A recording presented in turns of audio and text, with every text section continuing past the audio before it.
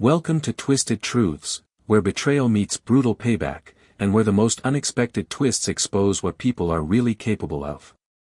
This story isn't just shocking, it's personal. My name is Juan Mateo. I'm 37 years old, a retired Army lieutenant colonel. I've worn medals on my chest, led men through the chaos of foreign deserts, and stared death in the face more times than I can count. But nothing prepared me for the day my own family turned on me. It happened on a day I never thought I'd face so soon, my father's funeral. I arrived in my army dress uniform, trying to keep myself together as I walked up the steps of St. Michael's Cathedral. The sky was gray, fitting for the emptiness I felt inside. My father, Carlos Mateo, was gone. A self-made man who built a $70 million real estate empire from nothing but grit and ambition. He was strict, but he loved deeply. At least, he used to. When I stepped into the church, heads turned. Old friends of my father nodded in respect. I caught glimpses of people I hadn't seen in years, uncles, former business partners, even his first lawyer. But the woman at the front, the one standing like a queen in her black silk dress, wasn't one of them. That was my stepmother, Veronica. Tall. Impeccably dressed. Expressionless. She was 22 years younger than my father, and when he married her 5 years after my mother died, I tried, God knows I tried, to accept her. But even then, something about her felt rehearsed, like everything she said was scripted. And beside her stood her son, Logan. My father never adopted him officially, but he let that boy live in our family estate, ride our jet skis, eat at our table like he was blood. He was my age, maybe 2 years younger, and he always walked like he owned the place. I used to joke with Dad that Logan had entitled son energy without the bloodline to back it up. Now, he wasn't laughing. After the final prayer, as people began leaving the pews, I made my way toward the casket, toward my father. But Veronica stepped in front of me, blocking my path. You shouldn't be here, Juan. The words stopped me cold. I blinked. Excuse me. This isn't your home anymore. Carlos left everything to me and Logan. You don't belong here. At first, I thought she was just grieving. Speaking from emotion. But when I looked into her eyes, they were cold. Calculating. She wasn't broken. She was in control. I tried to push past her, but 2 private security men, ones I didn't recognize, flanked me before I could take another step. You're not welcome at the estate either, she added, voice like glass. Go back to your base, soldier. I froze. I was too stunned to respond. I didn't make a scene. I couldn't, not at my father's funeral. Not in front of his casket. I stepped back. Walked out of the church. And drove to the estate where I grew up. Where I learned to ride a bike, read by the fireplace, and planted the first oak tree with my dad when I was 8. But when I pulled up to the gates of the Mateo mansion, there were new guards. New security cameras. A new code. I rang the intercom. State your name and purpose, a robotic voice said. It's Juan. Juan Mateo. This is my home. Silence. Then a second voice, colder. Veronica's. Juan, don't humiliate yourself. I told you, this is no longer your house. You were written out of the will. It's time you accepted that. Click. The intercom went dead. I stood there for nearly 20 minutes, staring at the gate like it was a tombstone. My childhood home. The place my father built. Where my mother's memory still lingered in every hallway, every garden path. And now I was just, shut out.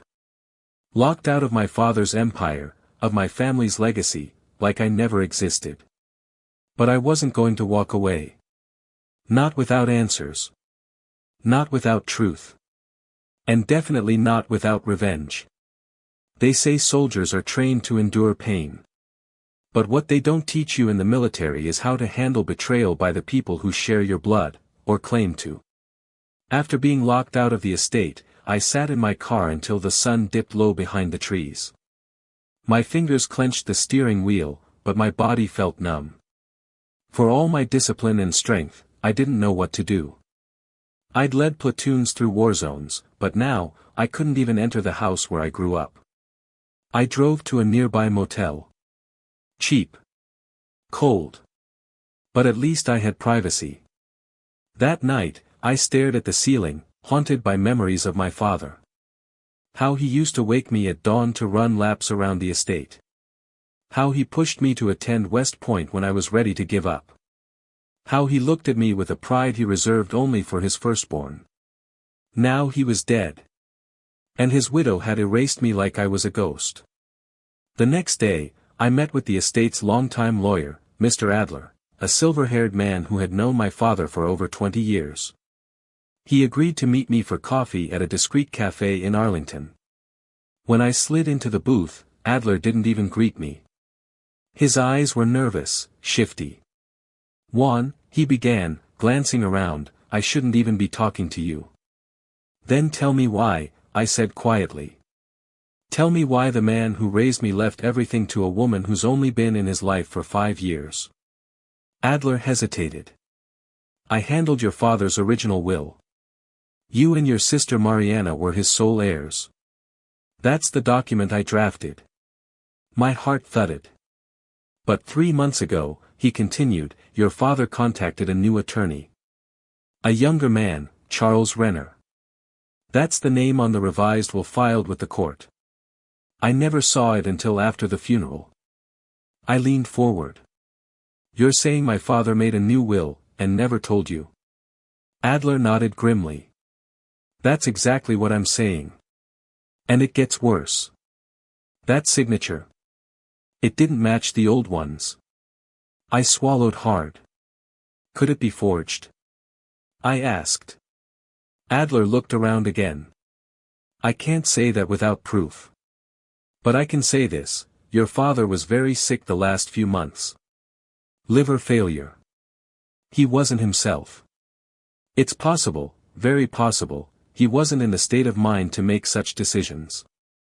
I felt like the air had been sucked out of the room. My father. Strong. Sharp. Reduced to a shadow while a viper whispered in his ear. "And what about my sister?" I asked. Adler looked even more uncomfortable. "She's unreachable," he said. "Her number is disconnected. Her apartment in Atlanta is empty. Last seen 3 weeks before your father's death." My jaw tightened. I hadn't spoken to Mariana in almost a year, but that didn't sound like her. She wouldn't have just vanished. Unless someone made her vanish. That night, I called Mariana again. Straight to voicemail. I emailed her. No reply. I started to spiral. Sleep became impossible. I couldn't eat. I ran 5 miles at 2 a.m. just to silence the thoughts. What if Veronica had pushed Dad to change the will while he was sick and vulnerable? What if she'd done something to Mariana to keep her quiet? What if my own father had given up on me in his final moments? That last thought hurt most. The next morning, I stood outside the family mausoleum where my parents were buried.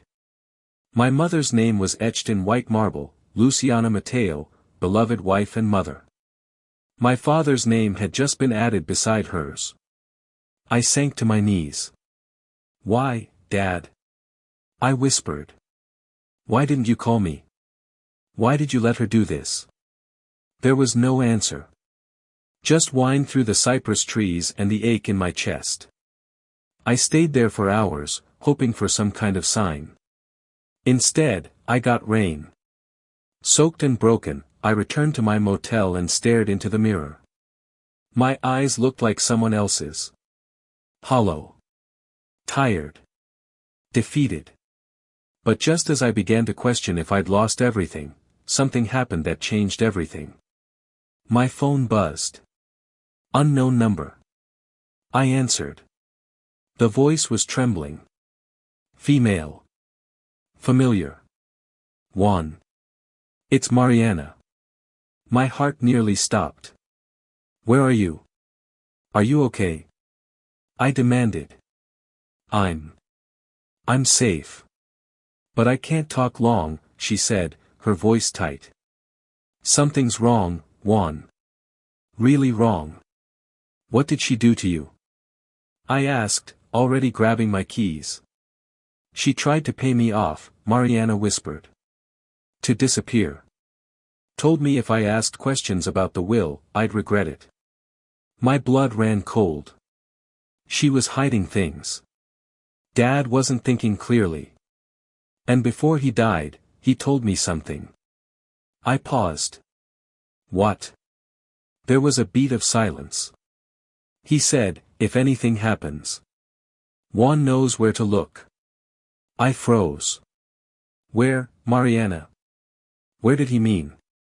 The line crackled. Check his. Then the call dropped. I stared at the screen, the motel walls closing in. Juan knows where to look. I repeated those words over and over in my head. Suddenly, the grief and pain began to twist into something sharper. Determination. Veronica thought she'd won. But she forgot one thing. I'm my father's son. And I was going to expose everything. My hands were still shaking when the call with Mariana dropped. Juan knows where to look. That one sentence from my father haunted me for the rest of the night. I barely slept, pacing the floor of my motel room as I ran through every memory, every conversation, every hidden corner of the estate. My father wasn't a man who left things to chance, he planned everything. If he told Mariana I'd know where to look, he must have meant something specific. But what? Then it hit me. The study. Not the grand office where he hosted meetings or showed off his empire to guests. No, his private study. The one hidden behind the wine cellar, lined with old law books, handwritten ledgers, and things only he touched. A space few even knew existed. Veronica certainly didn't. At least, I hoped she didn't. I waited until dawn, then drove to the estate again. I didn't go through the front gate this time. I parked down the street, hopped the fence at the rear of the property, just like I did as a kid when I snuck in after football practice. I made it to the East Wing's basement entrance and picked the lock. Quietly. I'd learned how to bypass more advanced security systems in Kandahar. Compared to that, this was child's play. Inside, it smelled like polished wood and cigar smoke. My father's scent. My boots echoed off the tile floor as I moved through the dark hallways, finally stopping in front of the shelf at the back of the wine room. I pressed the fourth bottle on the top row, the vintage Bordeaux he always said was too sentimental to drink. A low click followed. The shelf creaked and slid open, revealing the narrow staircase to his private study. The smell hit me first, leather-bound books, ink, and something faintly floral, my mother's favorite candle, still half melted on the side table. The room looked untouched, almost frozen in time. His desk was covered in notes, memos, and a yellow legal pad filled with dates and numbers. But I wasn't here to read everything, I was looking for something hidden. Something he left for me. I searched for over an hour. Every drawer. Every book spine. Every cabinet. Then I noticed the floorboard near his old rocking chair, slightly raised. I pried it up. Inside was a sealed manila envelope. I opened it and froze. Inside was a copy of a trust, a signed, notarized trust, dated just 9 months before his death. And it told a completely different story than the forged will Veronica showed at the funeral. According to this document, the mansion and estate assets were to be split 50/50ths between me and Mariana. Veronica was to receive a monthly stipend, nothing more. Logan's name wasn't even mentioned. I felt like the air had been punched out of my lungs. This wasn't a maybe. This wasn't a theory. This was proof. But it didn't stop there. At the bottom of the envelope was a small USB flash drive. Labeled in my father's neat cursive, for Juan, final recording. I plugged it into my laptop right there in the study, my hands trembling. The screen lit up with a simple video recording. There he was. My father. Pale. Thinner. Sitting in that same leather chair. But his eyes were clear, focused. Juan, he began, his voice hoarse but steady. If you're watching this, then I probably didn't make it. I know I should have done more to protect what I built, but I got sick. And Veronica, she was always there. Watching. Influencing. He paused, sighed. She pressured me to change everything.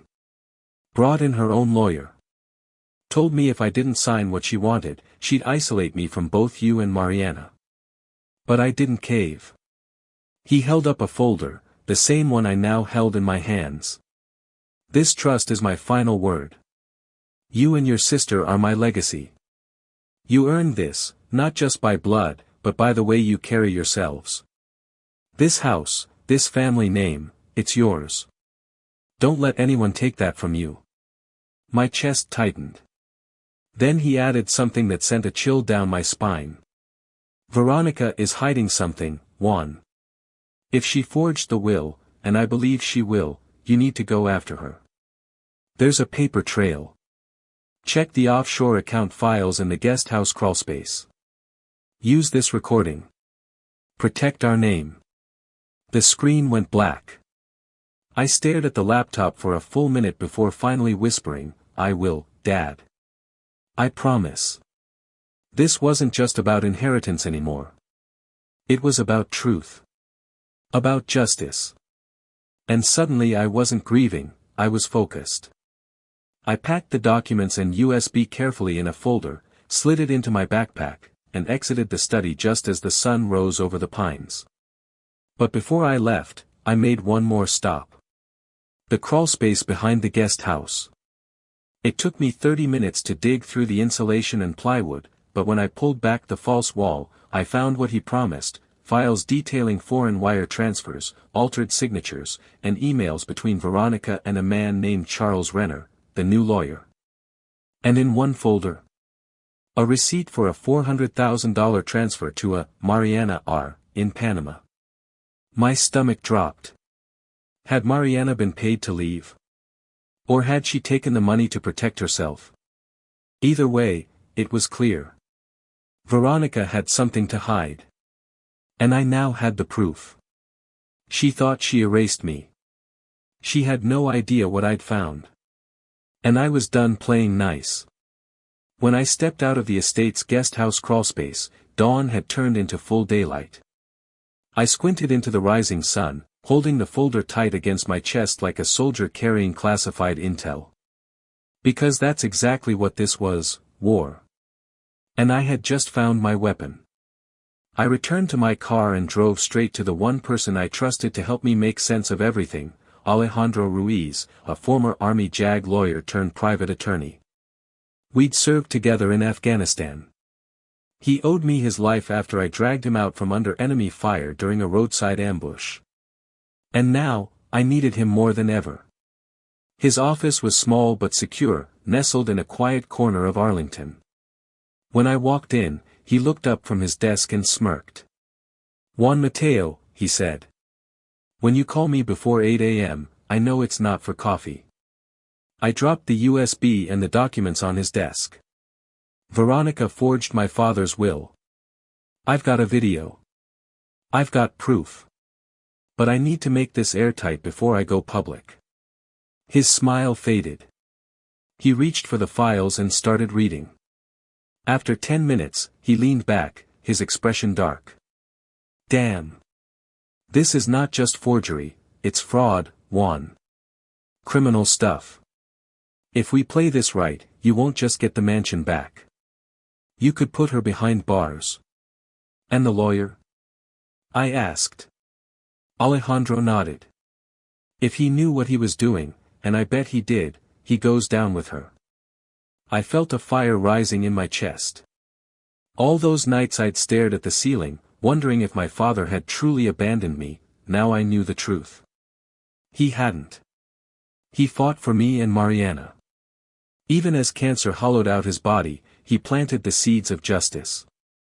I just had to water them. Alejandro and I worked on the plan for days. First, we made multiple copies of the trust, the video, and the financial documents. Stored them in 3 separate secure cloud servers and safety deposit boxes. Then came the media package. Alejandro reached out to his contact at the Washington Post, an investigative journalist named Dana Creswell, who had a reputation for ripping fraudsters to shreds with facts and receipts. When she reviewed the documents, she looked at me with a raised eyebrow. "You realize this could go viral, right?" she said. "A military son. A forged will. A $70 million estate. If you want justice, I'll make sure the whole country watches it happen." "I don't want fame," I told her. "I want the truth out there. And I want my stepmother's lies to burn." But before we went public, Alejandro had another idea. "We're not just going to expose Veronica," he said. "We're going to trap her." "What do you mean?" "We'll invite her to negotiate. Make her think you're ready to settle privately. She'll show her hand if she thinks she's already won." I smiled. It was just the kind of psychological warfare I'd been trained for. We sent the invitation via email, formal, courteous, and laced with legal language. Veronica responded within hours, clearly surprised. She agreed to meet in 2 days at a neutral law office downtown. Perfect. In the meantime, I tracked down Mariana again. This time, she was using a burner phone and staying in a rented apartment under a different name. I flew to meet her, off the radar. When I stepped into the cramped little apartment in Miami, she looked up from the couch, startled at first, then relieved. "Juan," she whispered, running to hug me. She looked thinner. Paler. Haunted. "Why didn't you tell me everything?" I asked. "Why did you take the money?" "I didn't take anything," she said, tears in her eyes. "She wired it into an account I didn't recognize." I panicked. "I left. I thought you'd hate me." I sighed, pulling her into another hug. "Mariana, Dad left the house to us. I found the trust. I found everything." Her shoulders shook as she cried. "He tried to protect us," she said. "Even when he was dying." "He did," I replied. "Now it's our turn." We returned to Virginia just in time for the meeting with Veronica. She arrived in all black, with her snake of a lawyer, Charles Renner, trailing behind her. She smiled as she walked into the conference room, calm and confident like the villain in a courtroom drama. "Juan," she said smoothly, "I appreciate your willingness to come to the table. I'm glad we can finally put this dispute to rest like civilized adults." Alejandro didn't even blink. "Of course. But before we begin, I want to be clear, any offer of settlement is contingent on a full disclosure of assets and an agreement that Juan and Mariana receive the share outlined in the original trust." Her smile faltered, just slightly. "I'm afraid that document was never legally binding," she replied. "My husband changed his mind, and the will I have is the most recent expression of his wishes." Alejandro leaned forward. "And yet, the trust was notarized, witnessed, and stored by your own husband, separate from your knowledge. It was filed with his longtime lawyer. It is legally binding, Veronica." Her lawyer tried to interrupt, but Alejandro waved a hand. "I suggest you think carefully about your next move," he said, his voice like a blade. "Because this meeting is being recorded, and if you perjure yourself, you won't just lose the estate, you'll lose your freedom." Veronica paled. Renner whispered something to her. She stayed quiet. For the first time, I saw fear in her eyes. I stood, stared her down. "You tried to erase us. Manipulate a dying man. But my father left a trail. And now I'm going to make sure everyone sees it." We walked out, leaving her and her lawyer in stunned silence. The trap had been set. The war was about to begin. There's a kind of calm that settles over a soldier right before the mission begins. You don't feel fear. Not yet. Not when you've trained. Prepared. Calculated every step. That's how I felt the day we launched the offensive against Veronica. Alejandro, Mariana, and I had all the ammunition. A legally notarized trust. Video testimony from my father. Evidence of fraudulent activity and forged documents. Bank transfers showing bribes to Mariana. Offshore accounts linked to Charles Renner and Veronica herself. But we needed the world to see it. That's where Dana, the investigative journalist from the Washington Post, came in. She'd spent 2 weeks combing through the files with her team, cross-referencing signatures, tracing financial records, and confirming everything. And then, just before the story went live, she called me. "Juan," she said, her voice brimming with anticipation. "We're ready. The article drops tomorrow. But I have one more question." "Shoot. If your father had the chance to see what you're doing, would he be proud?" I paused. That question hit harder than I expected. "Yes," I finally said. "Because I'm not doing this for revenge. I'm doing it for justice." She was quiet for a moment. "Then let's make sure the whole country knows what Veronica tried to bury." The next morning, the article went live. Stepwife, Stolen Legacy, the $70 million battle over a dying man's final wish. Featuring, forged wills. Offshore accounts. A decorated army vet. And one family's fight to reclaim the truth. Within hours, it spread like wildfire. It wasn't just gossip, it was news. Real, raw, and damning.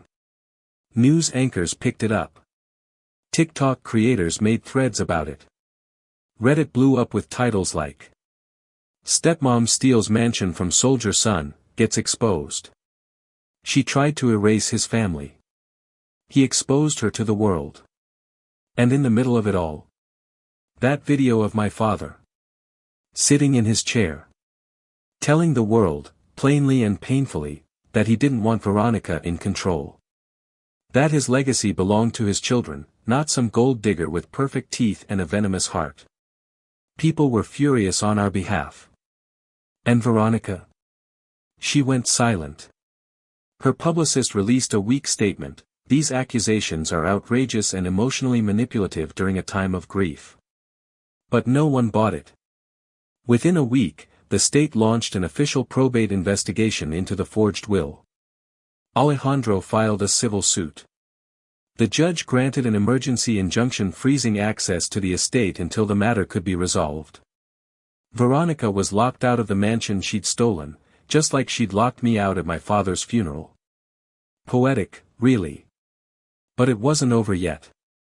Because Veronica still had tricks. 3 days after the news dropped, I received a letter from her attorney, a cease and desist demanding we remove the article and issue a retraction. Alejandro laughed. "Desperation," he said. "That's what this is. She's scared." But I wasn't satisfied. I wanted one final confrontation. Not in court. Not behind lawyers. Face to face. So I called Veronica. She answered after 2 rings. "Juan," she said coolly, "I see you've been busy dragging my name through the mud." "You did that yourself," I replied. "But I'll give you a choice." She was quiet. "I'll drop the defamation claim we're preparing, if you meet me in person. One time. No lawyers. Just you and me." She hesitated. Then agreed. We met at my father's favorite place, a small private garden behind the estate, once filled with orchids he tended himself. It had been abandoned, overrun with weeds. A fitting place for this conversation. Veronica arrived in a dark pantsuit, sunglasses on, expression unreadable. "You've made quite the mess, Juan," she said, standing across from me. No, I said calmly. You did. When you forged a will. When you tried to erase me and Mariana. When you isolated a dying man and looted what he built. She rolled her eyes. You don't know what it was like living with him in the end. He was confused. He didn't know what he wanted. I stepped closer. He knew exactly what he wanted, and it wasn't you.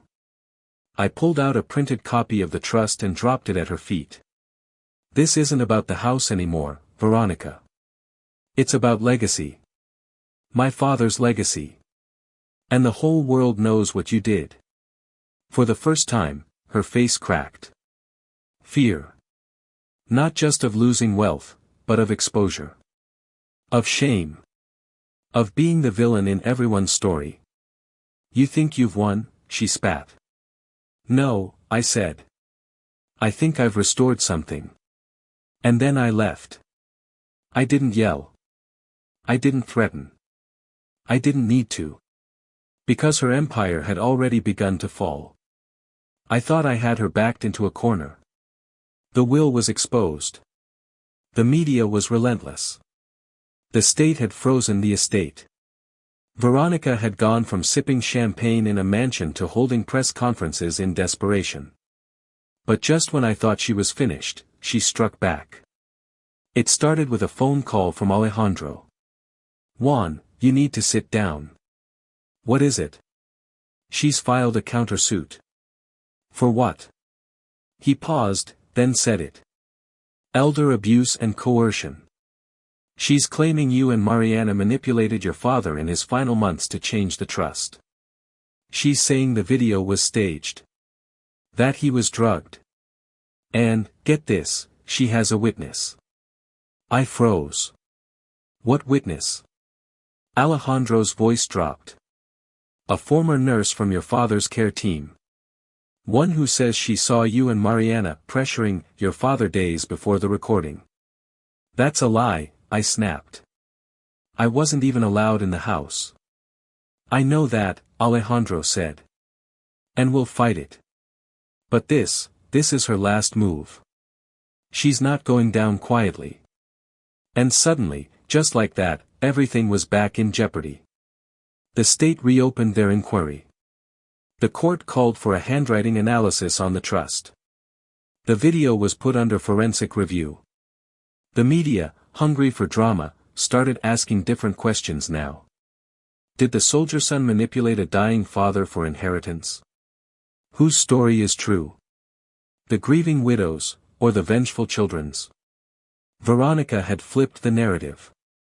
Even Mariana began to spiral. What if they believe her, Juan? What if we lose everything? I had no answers. Until one came from the most unexpected place. 2 days later, I received an anonymous email. No subject line. No signature. Just a single sentence. The nurse was paid. Check offshore ledger, May 3rd deposit. Recipient, Emma Darley. I immediately forwarded it to Alejandro, who worked with his forensic accountant. And there it was. A $100,000 deposit into an account linked to Emma Darley, the nurse who'd suddenly remembered seeing us manipulate our father. Proof of bribery. We now had her in a vice grip. And that wasn't all. While combing through the deeper layers of financial documents, the forensic accountant found something else, something huge. Veronica had moved $12.8 million out of Dad's accounts a full week before he passed. Unauthorized. Hidden. Disguised as property maintenance transfers. The money had been routed through 3 offshore accounts and landed under a shell company, Luxem Global Holdings, registered in Belize. Whose name was on the company documents? Logan Rivera. Her son. The coward never even used an alias. Suddenly, this wasn't just inheritance fraud. It was grand theft. We sent it all to the state attorney general's office. And they moved fast. Within 72 hours, Veronica and Logan were both served with criminal indictments. Forgery. Wire fraud. Financial elder abuse. Conspiracy to defraud an estate. Tampering with a witness. The press erupted again, only this time, it wasn't about who's telling the truth. The headline now read: Stepmom and son indicted for $70 million estate fraud, military heir vindicated in explosive reversal. Veronica was arrested outside a country club.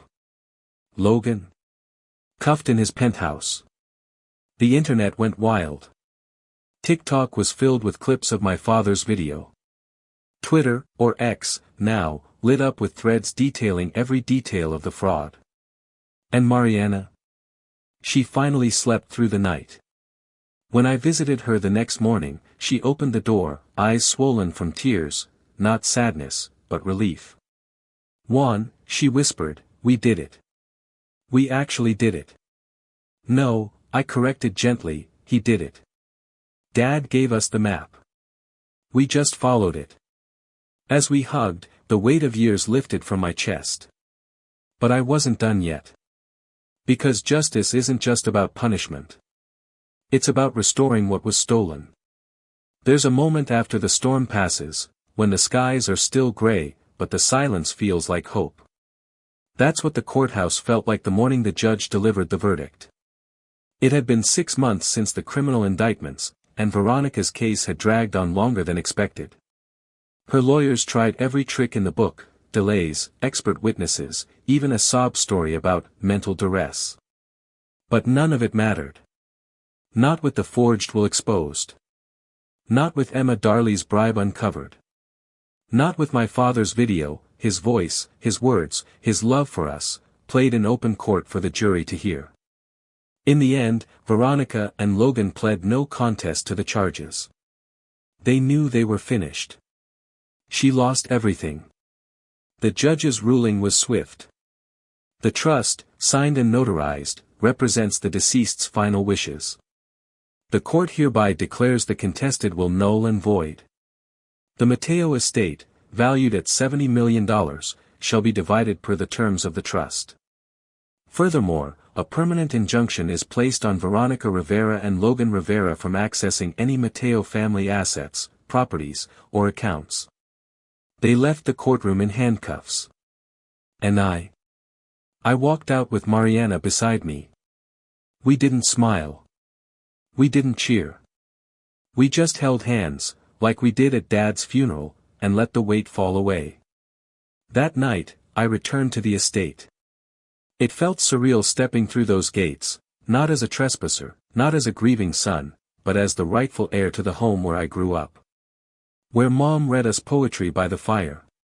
Where Dad taught me to ride a bike, to handle a hammer, to shake a man's hand with your word behind it. I walked every room. Touched the banister. Ran my hand along the wooden rail Dad carved with his own hands. And then I stopped in front of the mirror in his study, the one he always used to adjust his tie before big meetings. I looked into it. And for the first time in years, I saw my father's son again. In the months that followed, Mariana and I made a choice. We could have sold the estate. Taken the money and walked away from the ghosts. But we didn't. Instead, we transformed the Mateo mansion into something our parents would have believed in. A veteran and family resource center, offering therapy, housing assistance, scholarships, and art programs for children of military families. We named it the Carlos and Luciana Foundation. I now spend my days not in uniform, but in community rooms, teaching leadership, helping kids find their voices, and making sure our story helps others find strength in their darkest moments. And Mariana? She's the heart of it all. She runs the art therapy program, just like Mom used to do with us, reading poetry, painting memories, helping young souls heal through color and story. One afternoon, we stood by the Rose Garden, Dad's favorite spot, and watched a group of kids painting birdhouses. Their laughter floated through the air. Mariana turned to me and whispered, "You think they'd be proud of us?" I didn't have to think. They are. Every single day. As for Veronica and Logan, they both took plea deals. Logan received 2 years in federal prison and a lifetime ban from corporate board positions. Veronica. She served a sentence for fraud and elder abuse, just under 5 years. But that wasn't the real punishment. The world knew her story now. She couldn't walk into a room without people whispering. She wasn't the socialite anymore. She was the woman who betrayed a dying man, tried to erase his children, and got outsmarted by the very legacy she tried to steal. And me? I moved back into the guest house behind the estate, not because I needed to, but because it's where Dad recorded that video. That room reminds me that even when you feel powerless, you still have a voice. You still have a choice. In the end, truth has a way of surfacing, even if it comes twisted through pain and betrayal. As one wise voice once said, sometimes your greatest enemy was once your closest ally. If this story struck a chord with you, let us know in the comments. And don't forget to subscribe, share, and spread the word, because justice deserves to be heard.